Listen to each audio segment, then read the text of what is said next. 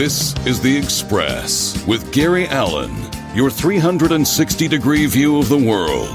Now, here's your host, Gary Allen.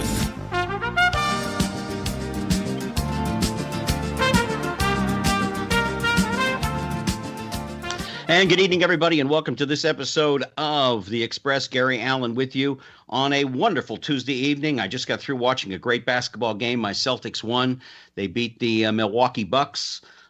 So I'm in a very good mood. My Phillies are doing well, and the gentleman who's on the other end of this phone, who I just found out is laying in bed with a broken femur, and I'll get into that in a little bit, but joining me is a gentleman who I've worked with in Las Vegas. Bobby Rydell began his career at the age of 9 as a drummer. By the time he was 19 years old, he was a professional headlining at the Copacabana in New York. He's had 34 hits on the top 40 hits, placing him as in the top 5 artists on the Billboard magazine. Bobby's hits include million-selling singles like Volare, which is my favorite version of Volare, and I always think of eating in an Italian restaurant. I know that sounds weird, Bobby, but that's how I feel. Wild One, We Got Love, Kissin' Time, which was his very first big hit, Swinging School, Wildwood Days, and Forget Him, selling a combination of 25 million recordings. He has been honored in the city of Philadelphia. He's performed with Ann-Margret in Bye Bye Birdie. He is probably one of the top performers around. I've worked with him in Las Vegas. He continues to go around the country on tour with his good friends Frankie Avalon and Fabian from the Golden Boys. He is one of my favorite people in the whole world and a fellow Pennsylvanian, Mr. Bobby Rydell. Good evening, sir. Good evening, Gary. Listen, before we get into too much, as I said off the air, you look great. I mean, it's been, 7 or 8 years since we worked together in Las Vegas, but you look fantastic. Oh, well, thank you ever so much, Gary. Appreciate it, yeah. I mean, just absolutely. Our Phillies are doing well. I mean, they're not winning tonight, but overall they seem to be holding their own. At least we're not buried in the bottom of the cellar like we've been getting starting off the last 5 or 6 years. But tell me, how in the name of God did you end up in bed with a broken femur? Well, of all times, it happened on Good Friday. My wife was out, and I was home alone, with my dog, Bella. Mm-hmm. And I went into the kitchen. To get some pickles, and I just had some sweat socks on. And I was coming downstairs. There's 3 steps that go into my man cave. And I was carrying the pickles, and I went down the first step, slipped on the second step, came down on my right side, and the pain was excruciating, Gary. And I laid there for an hour because my wife wasn't home. And then she finally got home. She said, "Don't move." My wife was a nurse for 36 years, called an ambulance, took me over to Lankenau Hospital into the trauma center. From there, they transported me to Jefferson Hospital, where I had the surgery, and then back to Lankenau for rehabilitation, PT. Right. And so I'm home now, and my man cave now looks like an ER, for crying out loud. I got a hospital bed, I got a walker, I got a commode. I got a transport wheelchair. That's ridiculous. Well, hey, listen, Bobby, I'm 65. I'll be joining you soon. So, by the way, Bobby's also the author of a new book, Teen Idol on the Rocks. We're going to get to that in a little bit. Bobby has had one of the most interesting careers. As I said, he began his career at the age of 9 years old, and his career has blossomed so much so. What was it like, if you can remember your first thoughts at 9 years old getting on stage? Because I know when I was 9 years old, my biggest thoughts were in Wilkes-Barre were the Philadelphia Phillies, chasing girls, trying to chew gum and walk at the same time, and the Philadelphia Phillies. You were chasing girls at 9 years old? Well, I'm Greek. Remember that, Bobby. Oh, remember I'm how sorry, I was? I Remember what I was like in Vegas, okay? Every cocktail waitress that moved, I was chasing. So, I think we were all like that in Vegas at one time or another. Yes. But yes. to answer your question, I guess my dad used to take me around to clubs, when I was like 8, 9 years old. And I used to sit, and he would ask the club owner if I could get up and sing and do a couple impersonations. And I was really nervous, but once, for some reason, at that very early age, once I hit the stage, I kind of took command of it at a very, very early age and did what I had to do, and people applauded. And I thought to myself, wow, all I have to do is do this and they do that. What a wonderful feeling. Mm-hmm. And basically, at that age, that became my vaudeville, which kind of prepared me for the business that I'm in today. Yeah, we all had our moments. For me, it was in Wilkes-Barre. I was playing one of the three wise men, and I knelt down on the wooden stage. And I'm not, as you know, limber on my toes. I'm a heavy set guy, and my knee hit a thump, and I got a laugh, and I went, "Ooh, this is interesting." This is very interesting. Plus, I also got into it because that's where all the girls were. They were all going to drama classes and stuff like that. And what my background with Tubby being a comedian on Miami Beach, it was sort of an inbred kind of a thing. It was something that was going to happen. Bobby, two of your dearest friends in the whole world. And by the way, I just want to say this up front. I don't know if you're aware of this. How many performers come from Pennsylvania, and in particular, Philadelphia? And one question I've been meaning to ask you for a while, and that is, didn't James Darren come from Philadelphia? Oh, absolutely. Jimmy Ercolani. I was on 11th Street. He lived on 10th Street, and he lived right across the street from my first wife, Camille Quattrone. Yeah. And Fabian lived a half a block up from me on 11th Street, and Avalon lived on 9th Street. So there we were, 9th Street, 11th Street, and 10th Street. Well, and here's something that I just found out. I didn't just find out, but I found out a while ago back that there was an article out about 5 or 6 years ago, or probably when I was living in Vegas, and that was that a large portion of all broadcasters, news, radio, whatever, come from Pennsylvania because supposedly we do not have a distinctive accent and we enunciate and pronounce our words to the fullest. Now, I keep looking at the article and going, have you been to some sides of South Philadelphia or in Pittsburgh? I mean, there's an accent all over the place, Hey, D's and Dems and Does, I mean, Oh, yeah, them, these, those, yeah, you know what I'm talking about, hey, Yeah, absolutely. You know what I mean? Very, very nice. It wasn't just Rocky, you know what I mean? No, everybody in South Philadelphia talk like Sly Stallone. Hey, listen, congratulations also on your Eagles. They are NFL champions. I know what that's like with my Colts coming up champions when I was a little kid, and then growing up watching a certain member of my family play for them. But let's get back to you here real quick. At 9 years old, you were playing the drums. And then you started playing with a lot of different groups around Philadelphia. You were by the time you were 19 years old, you were headlining at the Copacabana. What was that like for you when you got on stage? Of course, all of us who have been performers who've got on stage, that's where we shined the most. But what was it? And by the way, was Frankie and Fabian at that time, were they also performing? Well, Frankie and I go back. I've known Frankie since I was 10 years old. Frankie's a couple of years older than me. And, of course, early in his career, Frankie was a trumpet player. So, and I really didn't know Fabe, although he lived a half a block away from me in South Philadelphia. Mm-hmm. I really didn't get to know him until, he became part of, I guess you would supposedly call it the teenage idol phase thing, Right. That had to be a fun time to be in there. Let's talk a little bit about the music of the 50s and 60s, because that's my generation. Music that lasts. It still holds its salt today. I mean, a good song is a good song, and talk about the differences in the music and the world that we now live in comparison to then, as far as what music was like and the tastes.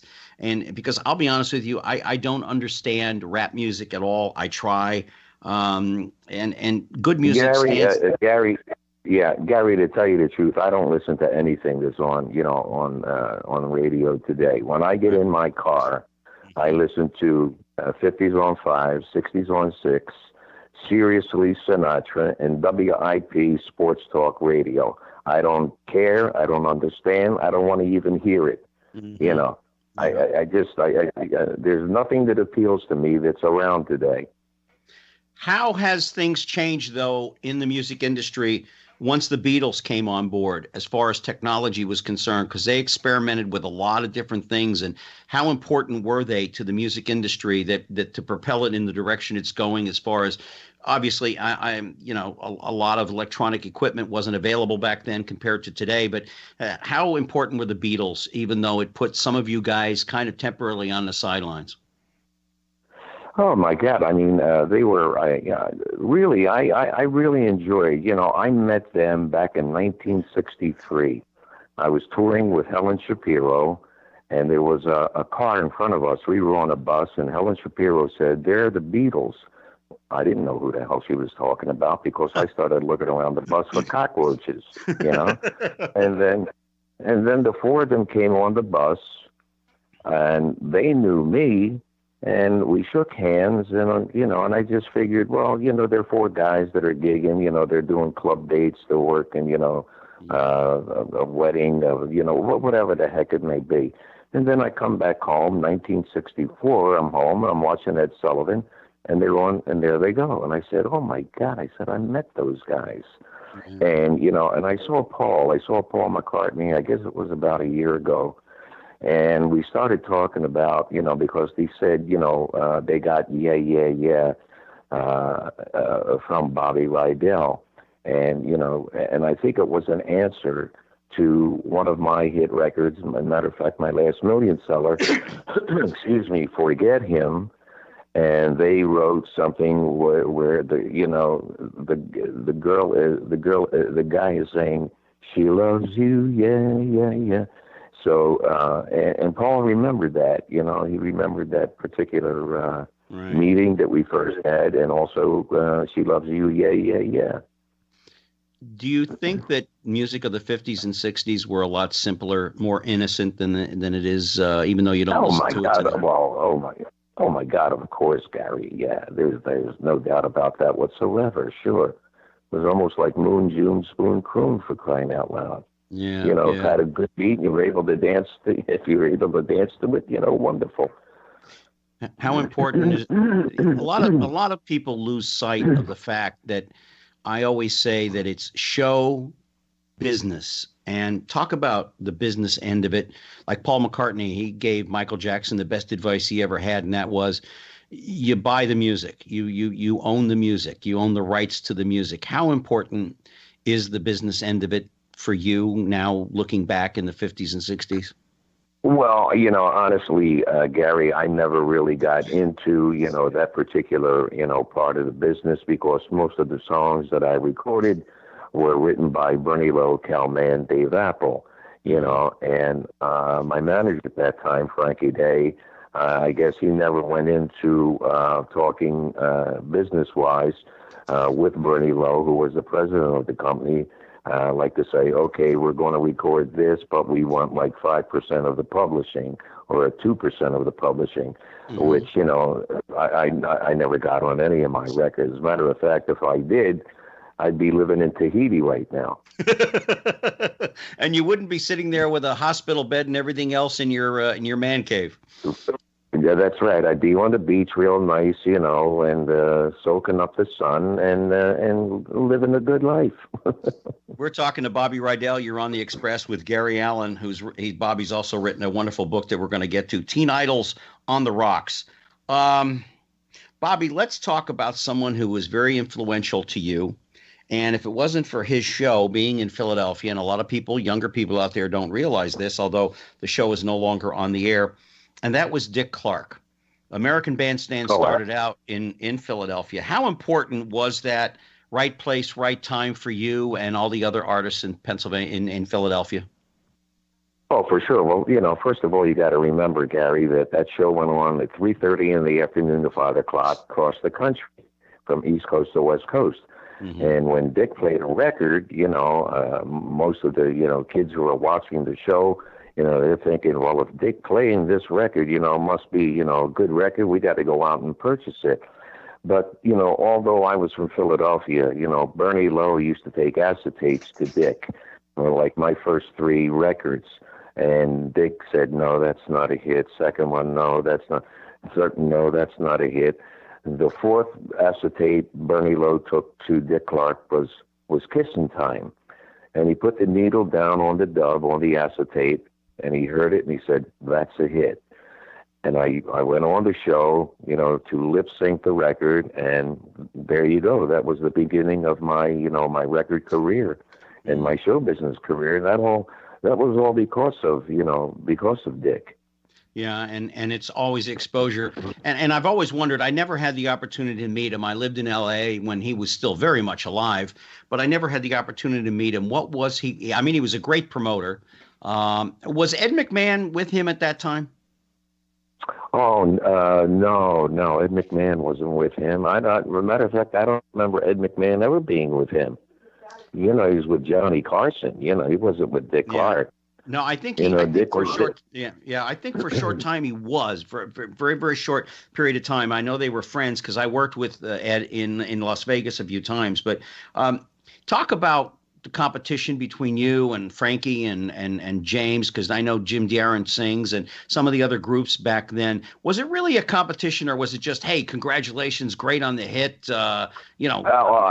Absolutely, Gary. I mean, when my manager came up with the idea to put Frankie Avalon, Fabian, and myself together, this was back in 1985, and we all got together and we said, wow, man, isn't this wonderful? And Frankie always had a great line on stage. He said, look at the 3 of us. Here's 3 guys. We used to hang out on the street corner together, and now we're hanging out on stage together. Yeah. And that's very, very true. And we have a wonderful time. The show is absolutely fantastic, and the people go crazy for it. The show today is bigger than it was in 1985.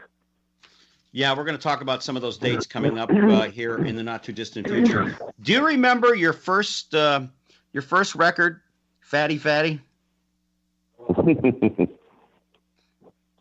I'd like to try to forget it. That memorable, huh? Oh yeah, really. And also in 1959, you signed with Camaro Parkway Records, which gave you your first hit, Kissin' Time. That had to be an absolute smash for you. I know when you listen to other groups and you hear, oh my God, we heard our song, we're riding in the car or whatever the case, and we hear it on the radio. How did you hear it for the first time on the radio or whatever? Where were you? Do you remember? Yeah, my manager and I were on the Jersey Turnpike. Frankie Day, my manager, and myself, Jersey Turnpike, driving to New York City to do, some kind of PR or whatever. And we got into the area where we heard WABC radio, and it was Bruce Morrow. And Bruce said, here's, am I saying, is that correct? Yeah. Who the heck am I thinking of? Are you thinking of Cousin Brucey? Cousin Brucey, my God. Bruce Morrow. Anyway, he said, here's a new record from a kid from Philadelphia, and we'd like to play for you. It's really climbing up the charts right now. Here's Bobby Rydell with Kissin' Time. And, we're driving in the car. It's the first time I heard it on the radio. What a wonderful feeling. My God, it was fantastic. Yeah, that had to be a kick. Also, you had another point in your life, and we're going to talk about some of the famous people that you work with, not only on stage, but on television, etc. But Frank Sinatra gave you quite a crudo, didn't he? He thought you were something else. Yeah, matter of fact, I got to know Frank Jr. really close too. Mm-hmm. And I went up to Frank. We were doing a radio show together in Philadelphia for Sid Mark, who played nothing but Sinatra. And I turned to Frank Jr. I said, Frank, I'd like to thank you for the compliment that you gave me. He said, what are you talking about? Well, that I was a good singer and one of the younger kids who really has a good voice. He said, I never said that. I said, come on, I heard that you did, Junior. What are you talking about? He said, I never said it. My father did. There you go. There you go. I have my Frank Sinatra story. My uncle was an entertainer in Miami Beach. His name was Tubby Boots. I don't know if you remember him or not. Sure. Are you kidding? Sure. Yeah, Tubby one day calls me up. Actually, it was a Saturday in February, way back, like 1967. I'm mowing the lawn. He says, "What are you doing?" I'm mowing the lawn. He said, "Well, we're going to go to lunch. I'll pick you up around 11 o'clock, and we'll go down to the Fontainebleau and have lunch. And we're going to have lunch with some friends of mine." Okay, fine. Boom, boom, boom. I was used to going with him to dinners and stuff, meeting all kind of celebrities, so I never asked. We walk into the Fontainebleau. We cut over to the restaurant, and who's sitting there having lunch with us but Frank Sinatra, Dean Martin, and Sammy Davis Jr.? How good is that? I mean, that began a relationship with me and Dean Martin and his family. Of course, Jeannie, his late wife, who just passed away, she was an Orange Bowl queen. And then, of course, I knew Richie, his youngest son. He'd been on this program a couple of times, and we were great friends in my days of living in Vegas. And, of course, Desi Arnaz, Lucy's son, also, who lives in just outside of Las Vegas. Bobby, if we came to your house or rode with you in the car, and you mentioned it earlier, talk about who you listen to and why you listen to those particular people. I mean, I don't think you sit there and listen to Bobby Rydell records. I mean, you might, but No, of course not. I don't listen to my records. Like I said, when I'm in the car, I like to listen to the oldies. So that's 50s on 5, 60s on 6. Mm-hmm. And of course, my association with the old man with blue eyes, I always listen to Seriously Sinatra. Mm-hmm. And you and I, we're both, sports fanatics. So I listen to WIP Sports Talk Radio. I can't remember. Is my buddy Brian Baldinger with over there at the Whip? No, he's not. He's not on IP. I think he does some things on ESPN, doesn't he? Oh, well, he does with the NFL Network. No, he does with the NFL Network, and he and I were talking earlier about the draft because I'm kind of concerned about where my guys are picking. But the Whip is really something. And of course, I have some friends of mine who are with they work with Jaws at NFL Films, so I've got an in there too. Uh-huh. I can always talk to them.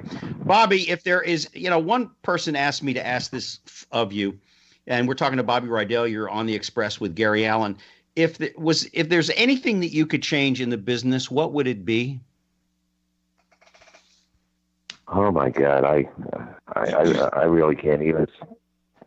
I mean, if there's one thing about the business end of it, because today it seems like a lot of artists don't get the opportunity to grow like you did, building up a fan club, building up records. It seems like if they don't make a hit right out of the box, they're out of the record company drops them and they're long gone.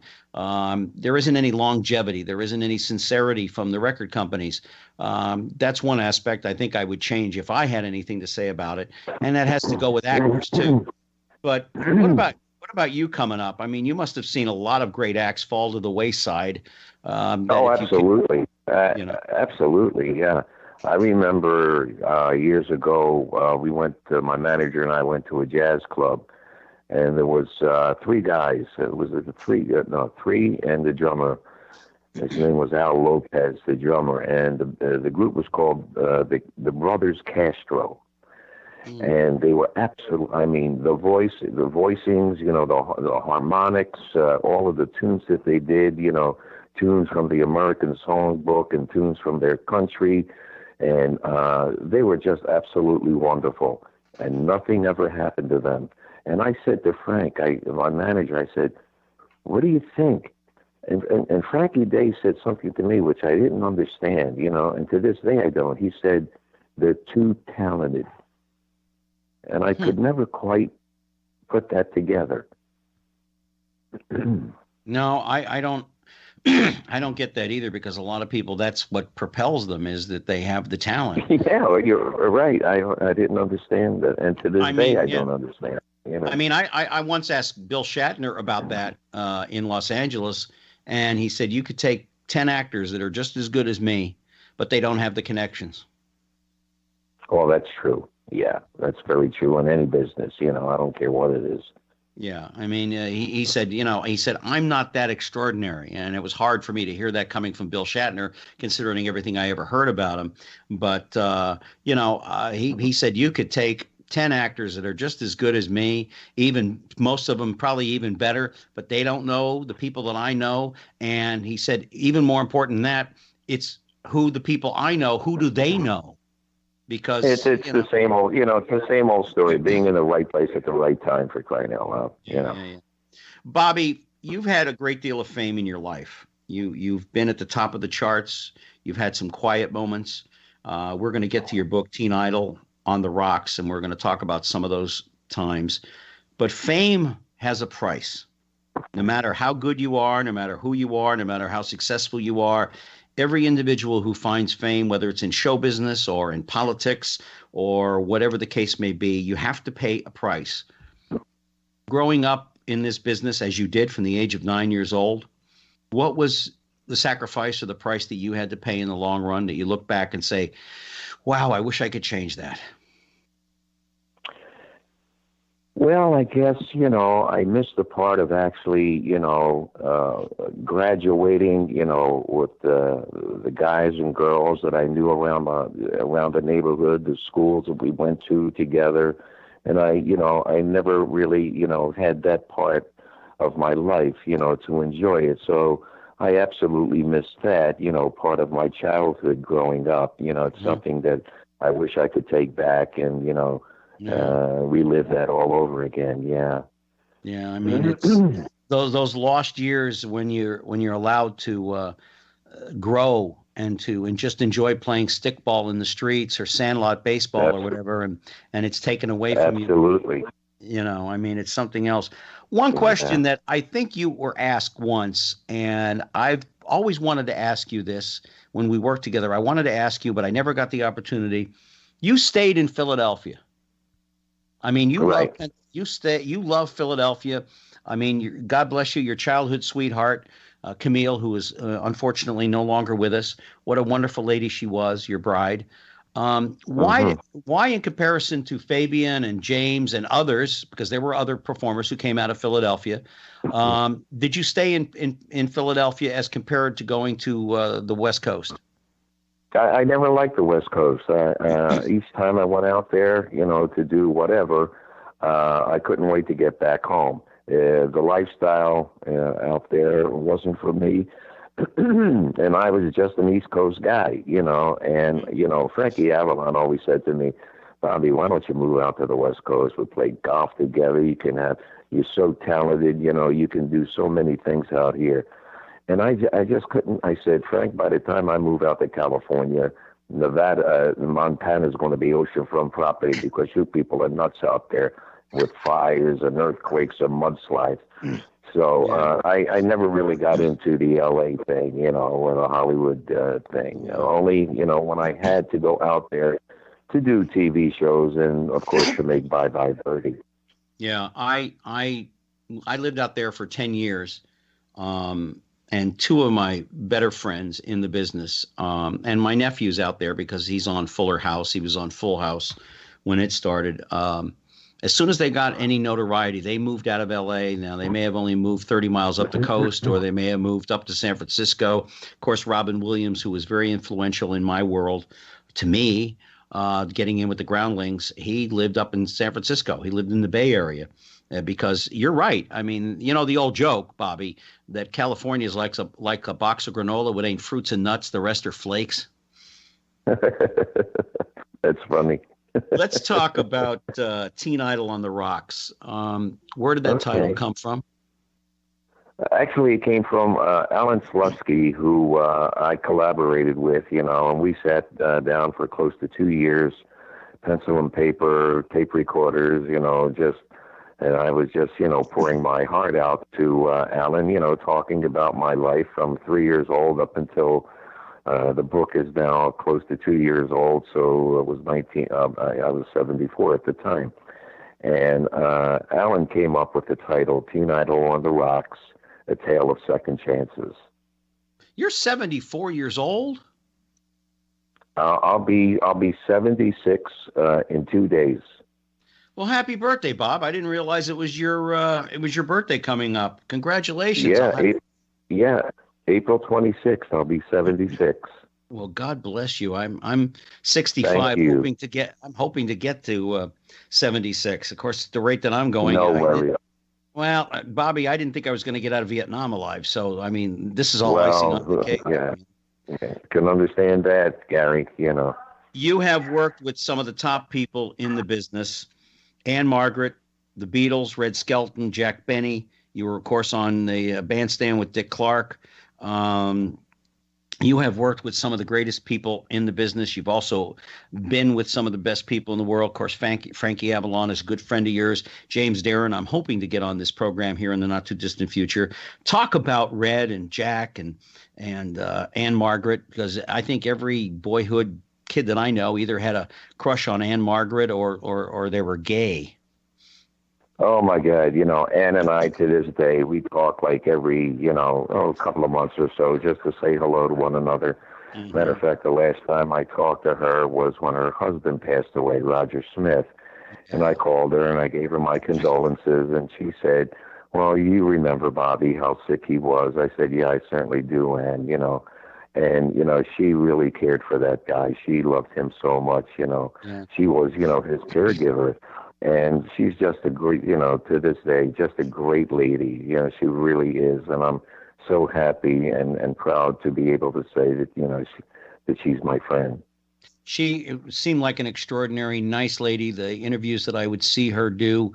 And, of course, Roger himself was in the business. I think Roger was her manager for most of her career. That's correct. Yeah, that's correct. But she was a sweetheart. I remember speaking to someone who worked on the set when she was with Elvis in Viva Las Vegas, and they said, you couldn't have asked for a nicer person on earth. That's the one thing about our business, Bobby, that, of course, you learn right away in Vegas. There's a lot of divas. I could never be that way. I just can't do that. I'm Gary, and that's it. That's the way I am. That's the way I am, Gary.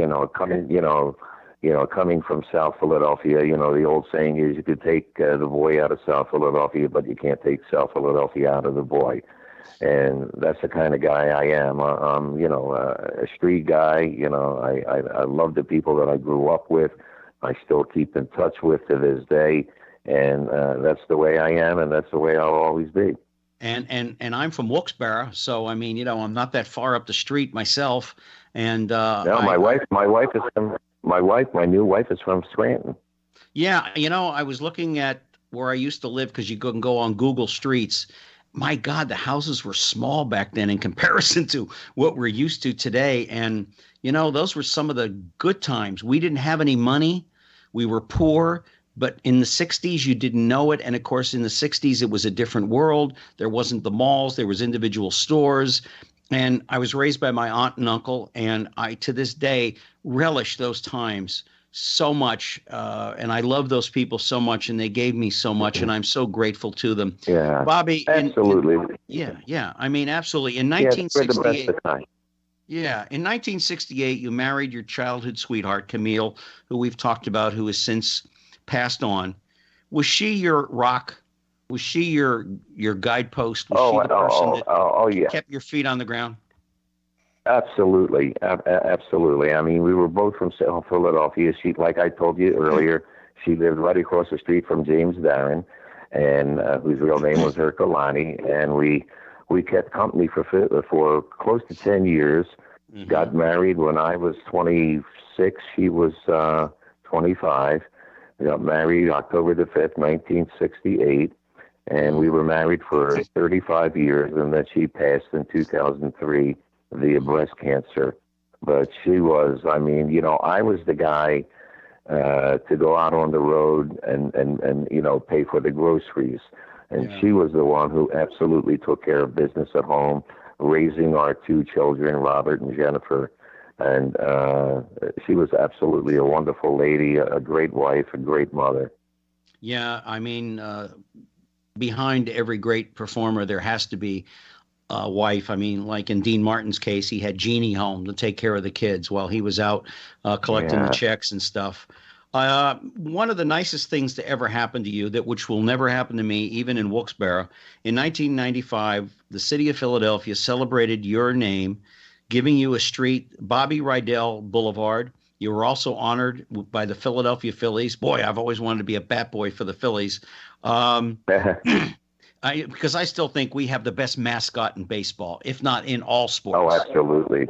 Absolutely. Are you kidding? He's fantastic. Yeah. I've got my little Philly Fanatic doll. Now, I'm a 65-year-old man, and I got my Philly Fanatic bobblehead, the doll, the whole bit. I mean, Well, yeah. I mean, I've got bobbleheads here of Richie Ashburn and Mike Schmidt, and I go back to Steve Carlton. As we're talking, I said I'm in my man cave right now, and right on to my right is a big what they call, I think it's a fat thing, whatever, and it's the Philly Fanatic, and he's looking at me, and it's like he's live here in my man cave. That's one thing that our generation can share. Is baseball. I mean, we grew up with it. Football wasn't that big of a deal yet. I mean, television hadn't come along for the NFL, although I did like the Colts back then very much. And then, of course, when a member of my family became a Colt, then it kind of solidified that situation. Absolutely. Talk about that day and the celebration, and what a kick it must have been for you to have the city of Philadelphia honor one of its favorite sons. Oh yeah, I mean we had everybody, the mayor from South Philadelphia, the mayor of Philadelphia, excuse me, and a lot of dignitaries, and of course my wife, my mom, my dad, my children were there. It was just a wonderful feeling. They paraded me down 11th Street, in a Cadillac convertible. It was just a great day, and it's something that I'll remember for the rest of my life. And the street will remain long after I'm gone, right? Between 2400 South 11th and 2500 South 11th is Bobby Rydell Boulevard. Bobby, who makes the best steaks sandwiches? I like Pat's. Okay. I like Pat's. Yeah, I was always a Pat guy. My good friend Boog Shambi, who does baseball games for ESPN, he likes Pats as well. As a matter of fact, he's a big Philly baseball fan. By the way, I was going to say I go back to 1964, which for us Philly fans was a heart attack. That was an absolute heart attack. Please. I mean, I remember the yeah. I mean, it was just absolutely a heart attack. Bobby, let's talk a little bit about. Right. Hey, Gary. Gary. Listen, I love talking to you, but I'm going to have to take my medicine in a little bit, and we're going to have to cut this. Okay, about what time do you want to cut it? I have to cut it now. Okay, all right. I'm ready to take my medicine and do what I have to do with this bone fracture. Okay, well, listen, I thank you so much for taking the time to join us here. Maybe you'll come back another time and we can finish up talking about, the double transplant that you went through and the wonderful thing that you shared with. I'll tell you what, before we sign off, the double transplant, the liver and the kidney, my double bypass with my heart. This is one of the most painful things that I've ever witnessed, that I've ever had in my entire life. This is really painful. The fractured femur. So, I'm on a long road back to recovery. So that's why I'm cutting you short a little bit. I got to take my medicine. I got to do all my PT now, before I go to bed. No problem. I want to thank you, Bobby, for taking a few minutes to join us here on the Express. God bless. I will talk to you probably tomorrow. Give you a call on the phone. Thank you ever so much, Gary. You're more than welcome, Bobby. That was Bobby Rydell joining us. All right. God bless. I'll talk to you soon, Bobby. That was Bobby Rydell. If you want to see Bobby and the Golden Boys as they travel on the road, they will be performing in Atlantic City at Caesar's Palace. They'll also be at the Nugget Casino in Sparks, Nevada, back in Atlantic City on 7/7 on July 7th. Also on July 10th, they'll be in Morristown, New Jersey. That's in the northern part of New Jersey, just out of Newark. Also in, in August, they're going to be in Hamburg, New York, and that ought to be a great deal of fun. And they're going to be in a bunch of other places. If you get a chance to listen to Bobby Rydell, please do. He's an incredible gentleman, and in every way, shape, and form, he really epitomizes what music was all about back in the 50s and 60s. Sorry, he had to leave us early, but hey, when you're under medication and you have to do your physical therapy, I think it's something you need to get done. EW, is there anything that you'd like to talk about here? Well, we have about 15-20 minutes left. No, I can't think of anything at the moment. Are your San Antonio Spurs playing tonight? Good question. Yes, they are. They are technically should have already started. It says the game started at 9:30, but I'm not seeing it. Let's talk a little bit about what's going on with the TMV Cafe. I mean, there's a lot of stuff going on, a lot of new stuff happening, and of course, you put together a new website not long ago that is absolutely fantastic. For those of you who are not familiar with it, if you want to listen to any of the past shows, just go on TMV Cafe, go to archives, and a little folder thing folds down, drops down, and you can listen to not only my show, past shows, but other shows that are on TMV Cafe. And what else do you have coming up, EW? Well, we got things that are working behind the scenes, but we've got some donations from of clothing from people, and so I decided I would do something extra. My father-in-law passed away from Alzheimer's, and I'm sorry. So, well, it's been quite a few years now, but I learned, recently about these Alzheimer's activities mats. So with the clothes that were donated, I started sewing together these activity mats. And once I get enough together, I'm going to donate them to, Alzheimer's groups so they can actually have the activity mats. And I'm just going to keep doing that. Yeah, I mean, I've had to deal with Alzheimer's in my own family. And I have to deal with it with a number of my friends, mothers or fathers. I have a good friend of mine down in Miami who has to deal with it.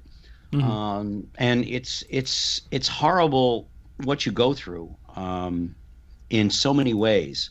I remember my Uncle Jim sitting across the room from my dad, and my Uncle Jim was about 10 years older than my dad, and my dad was his younger brother.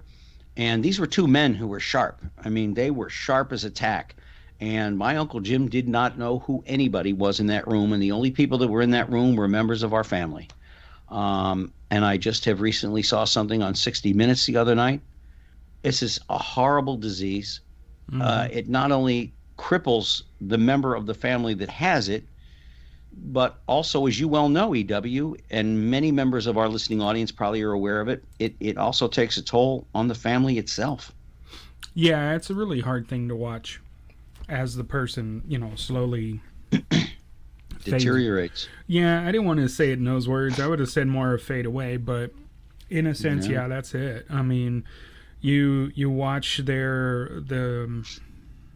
lives just basically change.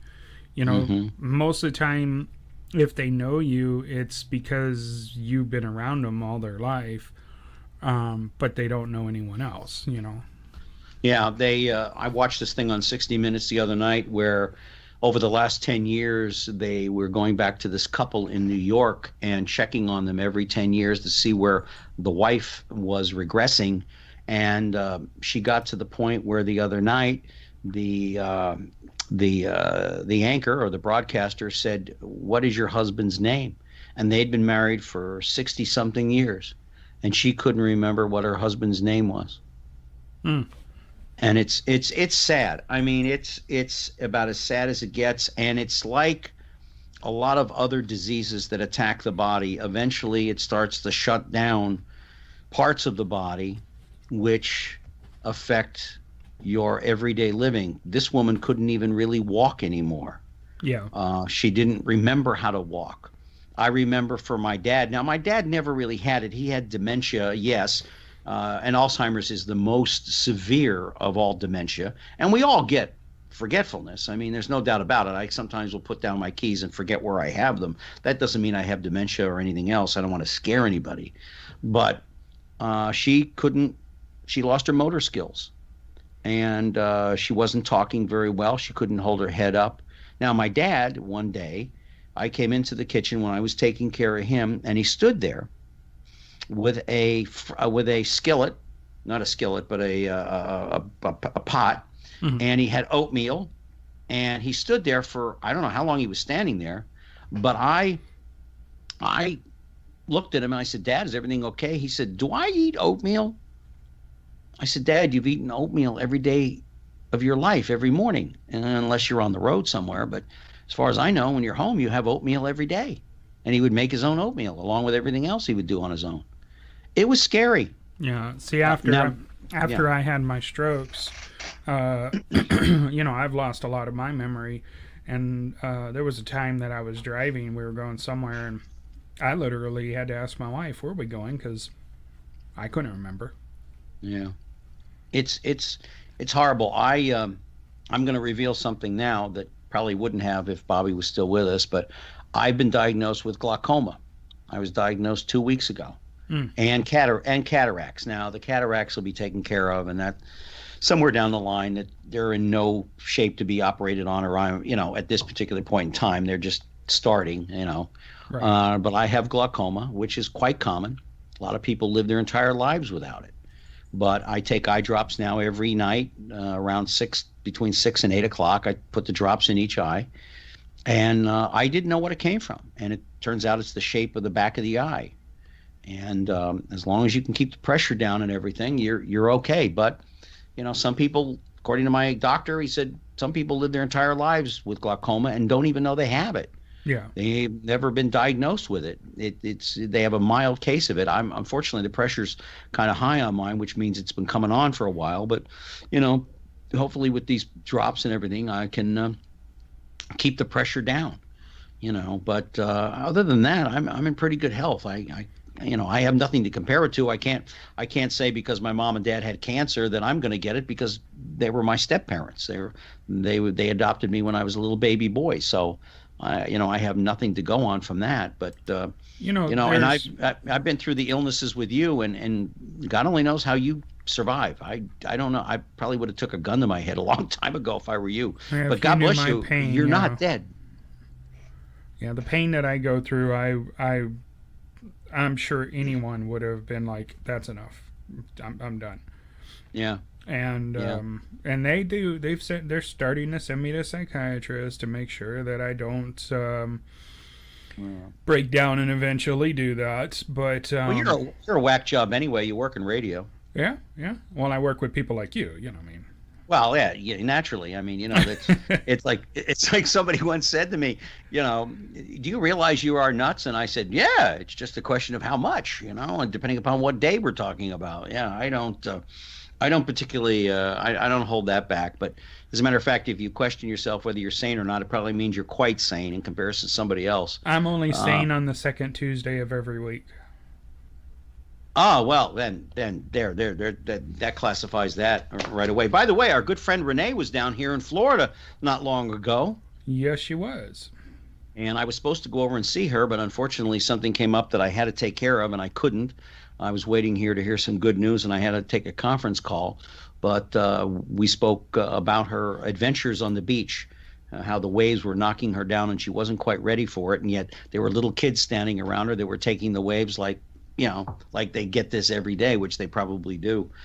So, Renee was here, which, by the way, I was going to tell you, if you listen to this show and any other shows, you can find out what our schedule is. But my show will repeat itself on Thursday night at 7 on Diversity Broadcast Network. You can also go to my website, GaryAllenTalkShow.com, and see what's going on as far as learning a little bit more about me. You can also go on YouTube.com, Gary Allen the Express, and check out some of the shows, my past shows there, as well as you can on the TMV Cafe.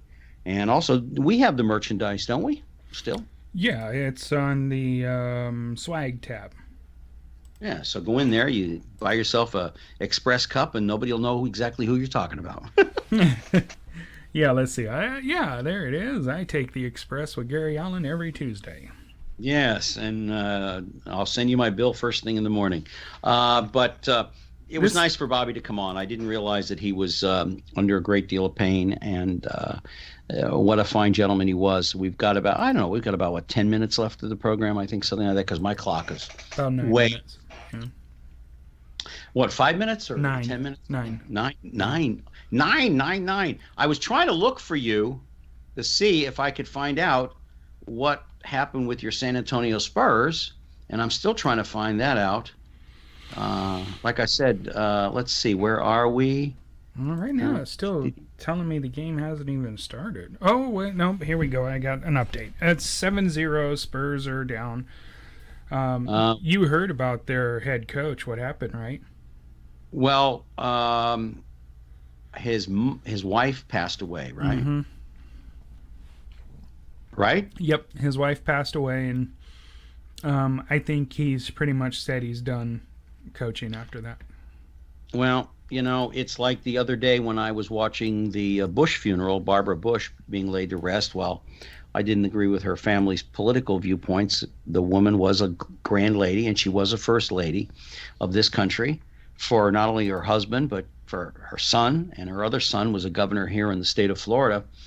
And I thought it was a nice service. And then when I heard that the president had been taken to the hospital, I thought, you know, this is not the first time I've heard of this happening, that when the wife goes, the husband's not far behind. Now, as far as I know, when we went on the air this evening, he was still alive, but apparently he's hanging on. But in my opinion, he's probably lost his will now that the cornerstone of his life is gone, and that was Barbara Bush.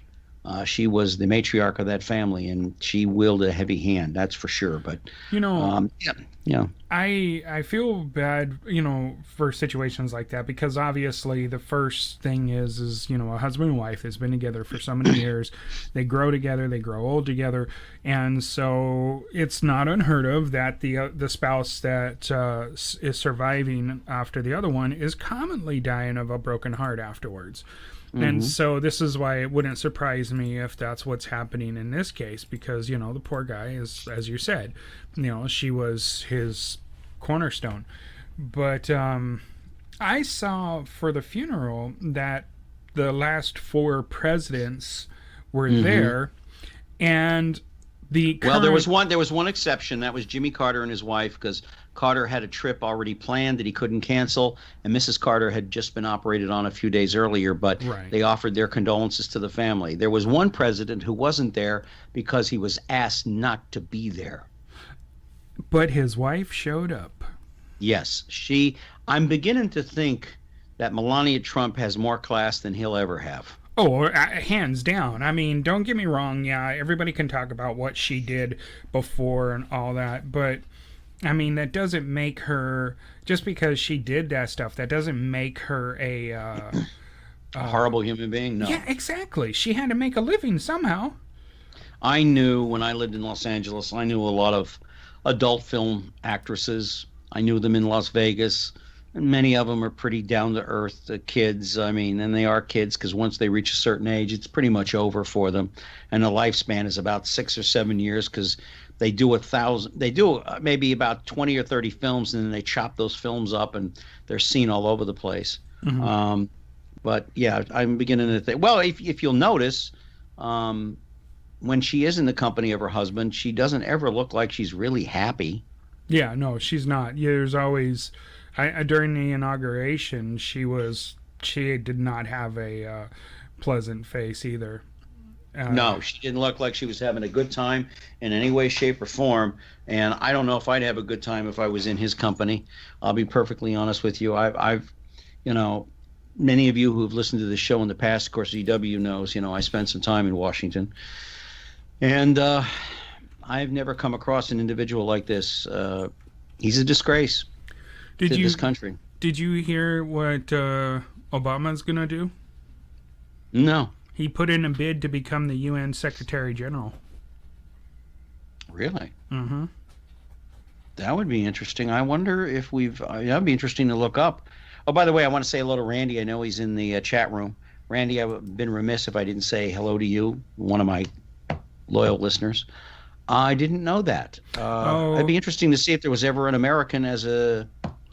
And Snopes says it's not true, but I don't know. I mean, it wouldn't surprise me. The man knows politics. I mean, I think whoever would run that wouldn't have to be a political person.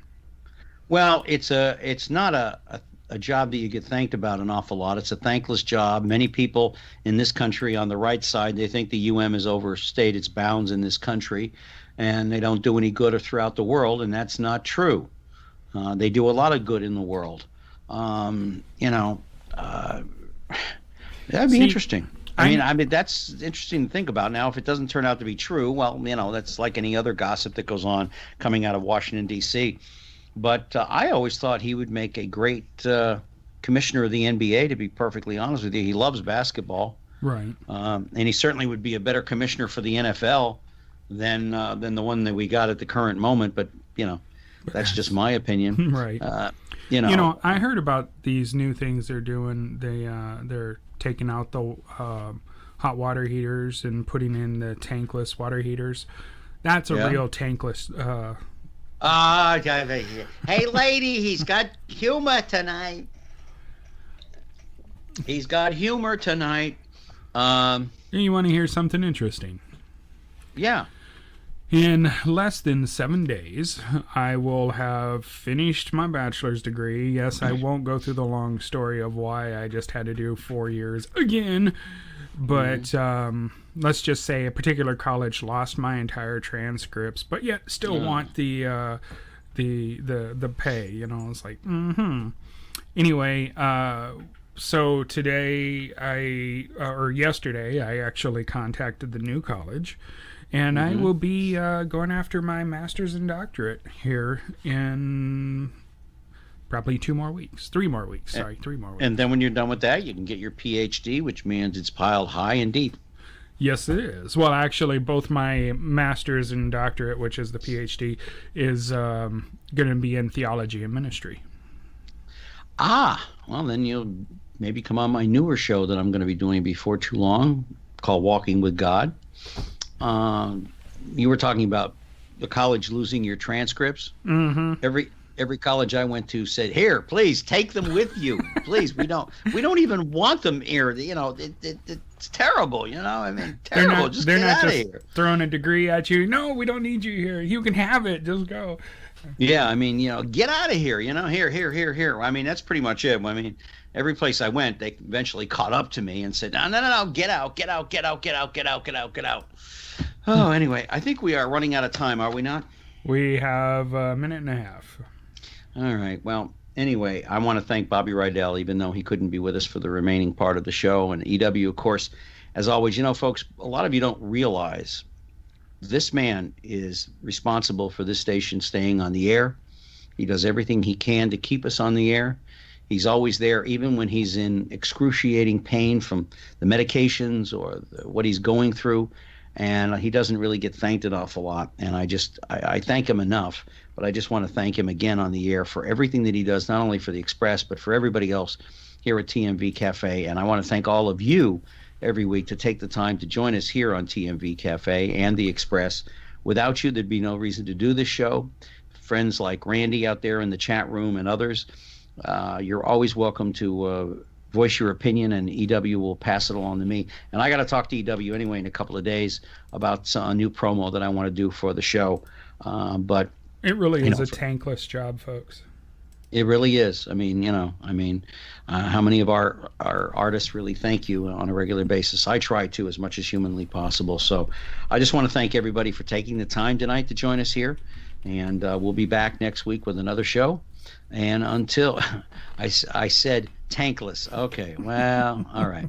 I just want to thank everybody for taking the time to join us here on the Express. It's always a pleasure to be with you. Gary Allen here. And until next time, take care of yourselves and each other. You've been listening to The Express with Gary Allen. Join us here every Tuesday night at 10 for more captivating talk with Gary Allen.